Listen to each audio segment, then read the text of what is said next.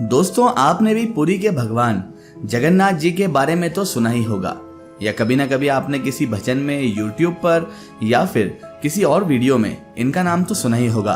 और अगर आप हिंदू धर्म से ताल्लुक रखते हैं तो आप तो बहुत अच्छे से भगवान जगन्नाथ के बारे में जानते ही होंगे। दोस्तों, पुरी के भगवान जगन्नाथ को हिंदुओं के सबसे बड़े भगवानों में से एक माना जाता है, जिनके दर्शन के लिए दुनिया दूर दूर से आती है। लेकिन दोस्तों, आपको कैसा लगेगा अगर मैं ये कहूँ कि जिनके दर्शन के लिए दुनिया दूर दूर से आती है, वो अपने एक भक्त को दर्शन करवाने के लिए खुद रुकते हैं।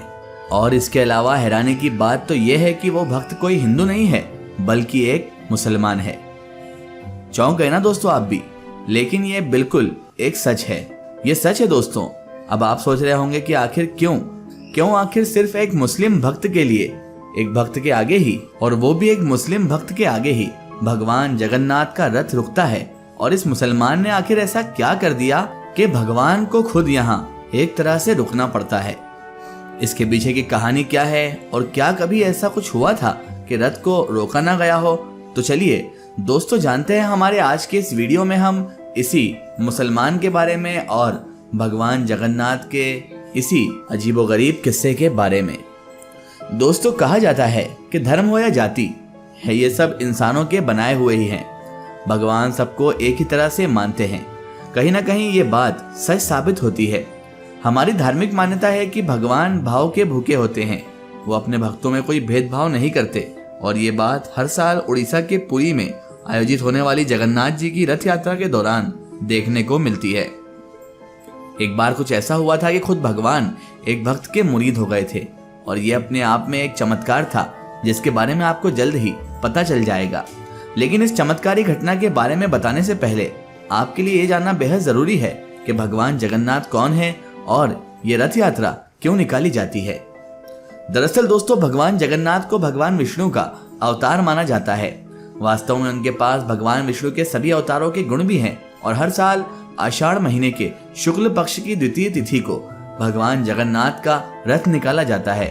और आषाढ़ शुक्ल के पक्ष के 11वें दिन जगन्नाथ जी की वापसी के साथ इस यात्रा का समापन होता है। इस यात्रा में शामिल होने के लिए देश विदेश से लाखों श्रद्धालु आते हैं। आपको बता दें कि उड़ीसा का जगन्नाथ मंदिर 4 पवित्र धामों में से एक है। यहाँ पर श्री हरि विष्णु के 8वें अवतार श्री कृष्ण के साथ उनके बड़े भाई बलभद्र और बहन सुभद्रा की पूजा होती है। जगन्नाथ मंदिर में तीनों की मूर्तियां विराजमान भी हैं। दोस्तों, इस मंदिर में बहुत से चमत्कार होते हैं, वो हम आपको आगे बताएंगे। लेकिन चलिए उससे पहले हम आपको बताते हैं कि भगवान के एक मुस्लिम भक्त यानी कि एक मुसलमान भक्त की कहानी। देखिए, हर साल जब ये रथ यात्रा निकाली जाती है तब भगवान जगन्नाथ जी का रथ एक मुस्लिम की मजार पर रुक जाता है।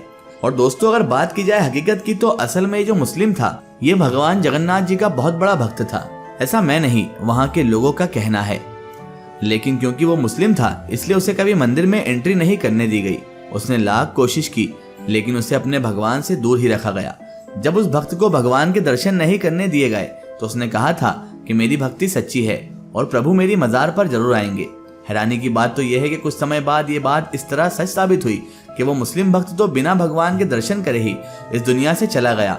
लेकिन अब भगवान जगन्नाथ खुद उसे दर्शन देने के लिए उसकी मजार पर जाते हैं। जिस भक्त की हम बात कर रहे हैं, उस भक्त का नाम है सालबेग।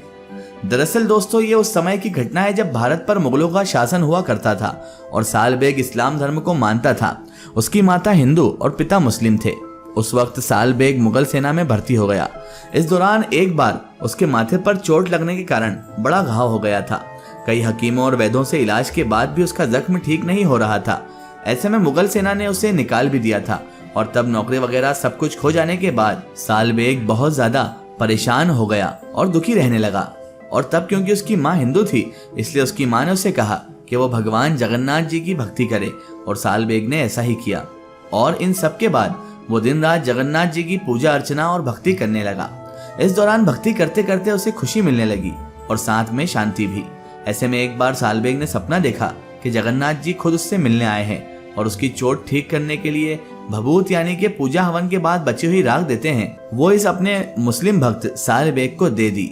और बस उस वक्त सालबेग ने ऐसा ही किया। लेकिन वो एक सपना था, पर जब वो उठा तो वह हैरान रह गया। और दोस्तों, चमत्कार सुनकर आप सब भी हैरान रह जाएंगे, लेकिन उससे पहले अगर आप हमारे चैनल पर नए हैं तो चैनल को सब्सक्राइब कर लीजिए और कमेंट में जगन्नाथ जी के बारे में कुछ ना कुछ जरूर कमेंट कीजिए। तो दोस्तों, हम कहाँ थे? हम थे सालबेग के सपने में। हम आपको बता रहे थे कि सालबेग के सपने में भगवान जगन्नाथ आए थे और उन्होंने उसे भभूत दी थी, जो कि उसने अपने माथे पर लगा ली थी। दोस्तों, हालांकि ये सिर्फ एक सपना था, पर हैरानी की बात तो यह है कि इसके बाद साल भर की चोट जो वो बिल्कुल निशान नहीं छोड़ रही थी, अब वो पूरी तरह से बिल्कुल ठीक हो गई थी। सही सुना आपने। और बस तब से ही भगवान की जय जयकार करता हुआ और भावों से भरा हुआ सालबेग तुरंत जगन्नाथ जी के मंदिर की तरफ उनके दर्शनों के लिए दौड़ गया।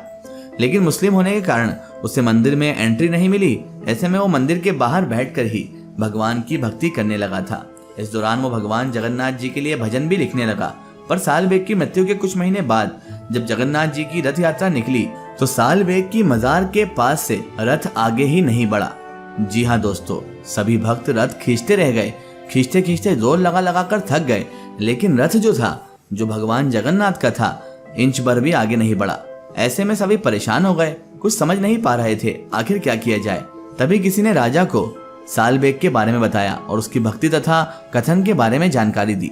तब राजा ने पुरोहित जी से मंत्रण करके सभी से भक्त सालबेग की जयकार करने को कहा।